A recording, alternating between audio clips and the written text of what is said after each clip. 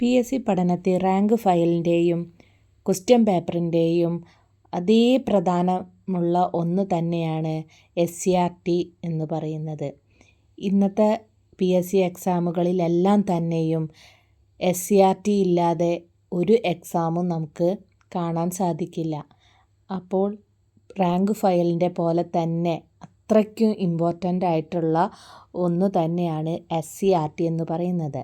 ഈ SCRT പുതിയ രീതിയിൽ, അതായത് പുതിയ ചാപ്റ്ററുകൾ ഉൾപ്പെടുത്തിയിട്ടുള്ള SCRT പുസ്തകങ്ങളാണ് ഇപ്പോൾ ഉള്ളത്. അപ്പം നമുക്ക് കൂടുതലായിട്ടും SCRT പഠിക്കേണ്ടത് അത്യാവശ്യമാണ്. ഇന്ന് ഞാൻ എടുത്തിട്ടുള്ളത് SCRT 5ാം ക്ലാസ്സിലെ ഫസ്റ്റ് ചാപ്റ്ററും സെക്കൻഡ് ചാപ്റ്ററുമാണ് ഇന്ന് നോക്കിയിട്ടുണ്ടായിരുന്നത്. എൻ്റെ അടുത്ത് പാഠപുസ്തകം കയ്യിലില്ലാത്തതുകൊണ്ട് ഞാൻ യൂട്യൂബ് ചാനലിൽ വെച്ചിട്ടാണ് ചാപ്റ്റേഴ്സുകളെല്ലാം നോക്കിയിട്ടുണ്ടായിരുന്നത്.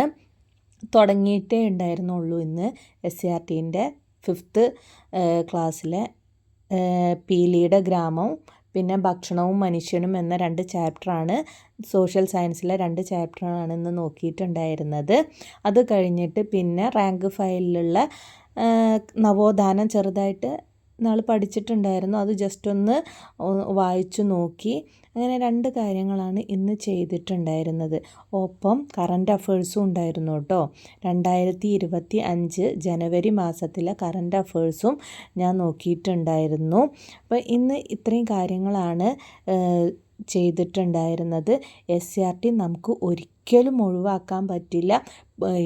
LP UP എക്സാം ആയതുകൊണ്ട് തന്നെ SCRT പഴയ ചാപ്റ്റേഴ്സും നോക്കണം, പുതിയ ചാപ്റ്റേഴ്സും നോക്കണം. നമുക്ക് അതിൽ ധാരാളം ക്വസ്റ്റ്യൻസ്, ഇപ്പോൾ ലാസ്റ്റ് കഴിഞ്ഞ 10th പ്രിലിംസ് എക്സാമിലൊക്കെ എത്ര ക്വസ്റ്റ്യൻസ് ആണെന്നോ SCRTയിൽ നിന്ന് വന്നത്. അപ്പം നമുക്ക് ഒരിക്കലും SCRT പുസ്തകങ്ങൾ ഒഴിവാക്കാൻ പറ്റില്ല.